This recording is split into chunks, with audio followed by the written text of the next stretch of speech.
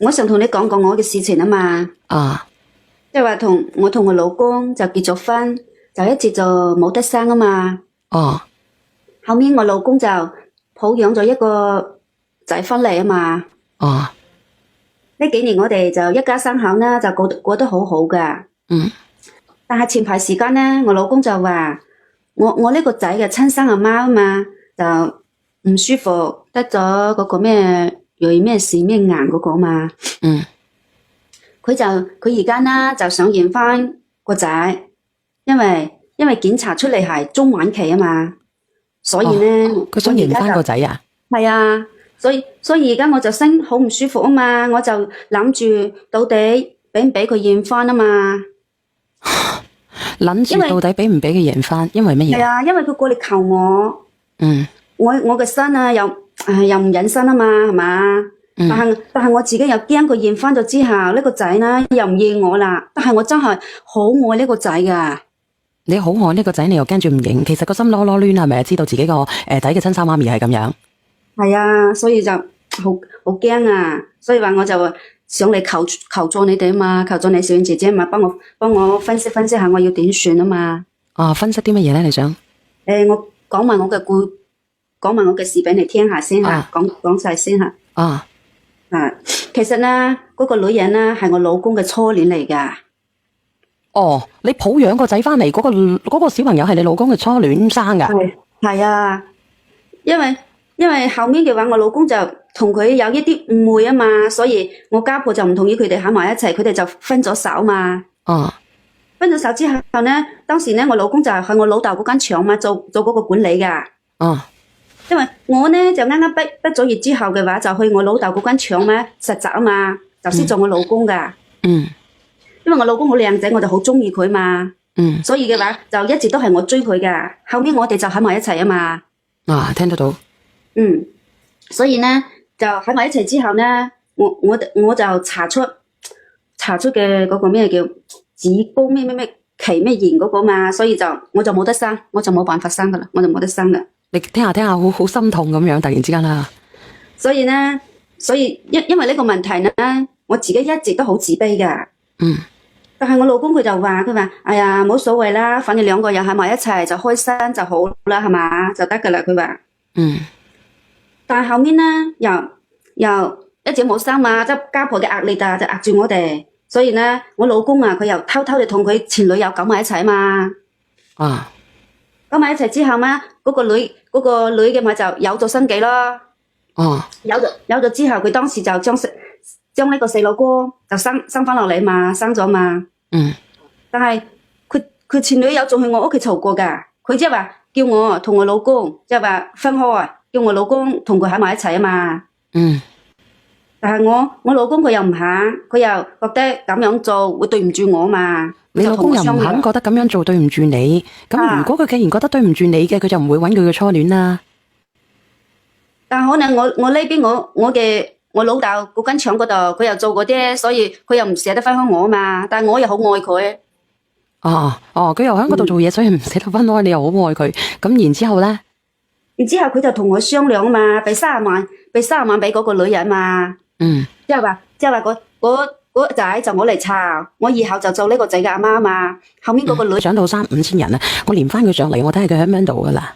我等下先連你嘅勇哥，我睇下呢個女仔吓。喂，小燕姐姐啊，係唔好意思啊，俾人 cut 落去，你繼續講啊。哦，即係話後面咪俾咗30萬俾佢啊嘛，佢就同意咗嘛，個女人嘛係嘛，即係同意咗呢個仔就我喺度湊嘛，所以我一直啦對呢個仔啦就好似個親生咁嘅，我真係好愛佢嘅。嗯。但係呢，3個月前，我老公又突然同我講喎，佢話佢嗰個前女友嘛，就得咗呢個乙性咩癌嚟。你唔好講啦，唔好講呢個啦，呢個 can 得啦。因為嗰種晚期啊嘛，所以佢求我過嚟，讓個仔同佢相認啊。但係嗰個女嘅都搵過我之後，但係我睇到佢面色都唔好睇，真係好黃好嗰啲啊嘛，所以佢都話佢都好愛我老公。佢話佢唔知自己可以捱幾耐嘛，佢就想同我老公做一次，即係話做一次真正嘅夫妻嘛，要我滿足一下佢嘅願望啊嘛。希望滿足啊？佢意思即係話叫我同我老公離婚啊嘛，成全佢啊嘛。唉，你，我叫一個平常正常人嚟連上嚟同你傾，你唔好喊。唉，你話俾我知直播間你有冇啲咁樣嘅經歷嘅人？你話俾佢知。嗱，我揾一個正常嘅，如果唔係話，我一樣噌一聲咧，我就卡咗落去啦。你好，小遠。係你講。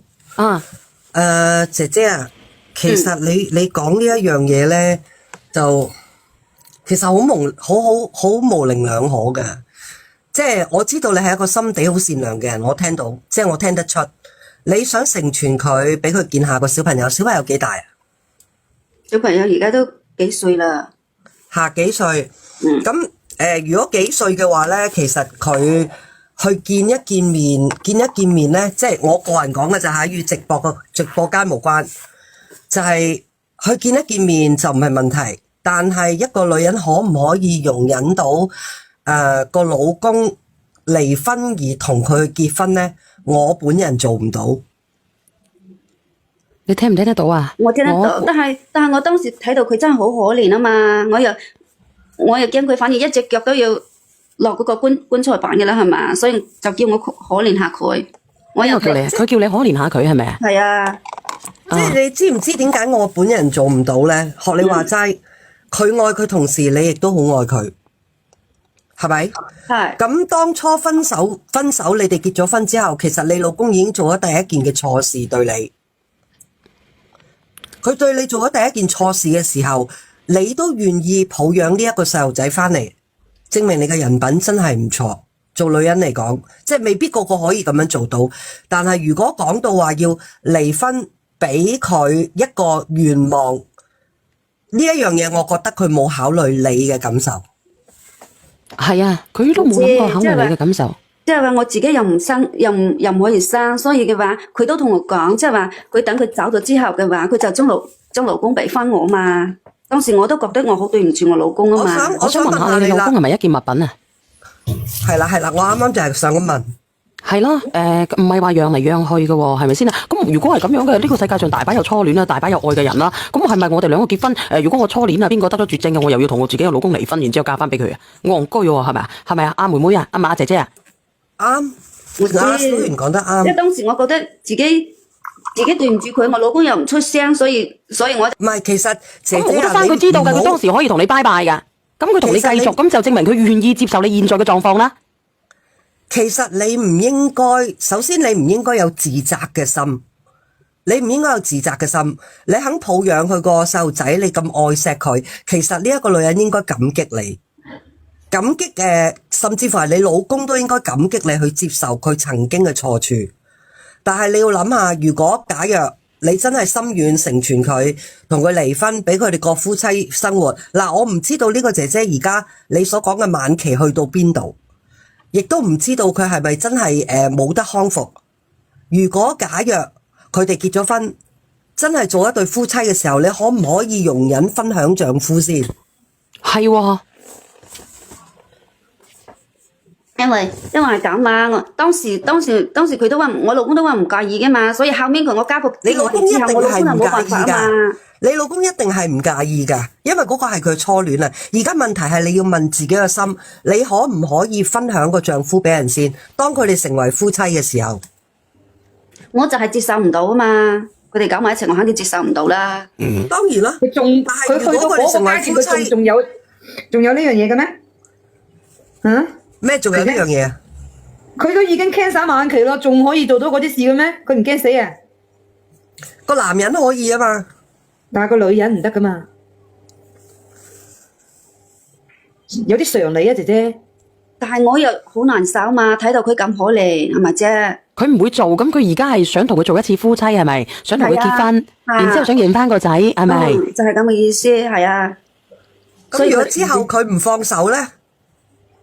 唔係噶，佢會放手，佢會瓜釘嘅。佢意思就係，我知到佢瓜釘之前，佢都未必會放手噶嘛。佢治療都有一個期間噶嘛。你可唔可以容忍先？阿姐姐，我想問咧，你有冇睇過佢嗰個醫院鑑定報告？佢係唔係 cancer 晚期？冇睇過。點解我都係想問呢個問題啦。點解你唔睇？咁佢哋喺度講俾我，我睇佢面色都係好差噶嘛，所以我面色差，面色差可以做出嚟嘅啫，做咩唔做得啫？我是但一次發燒感冒，我都可以面色差㗎。佢面色好差，好蒼白噶嘛，所以咁你哪怕面色差都好，咁大件事，我有權睇你嘅報告，點解唔睇？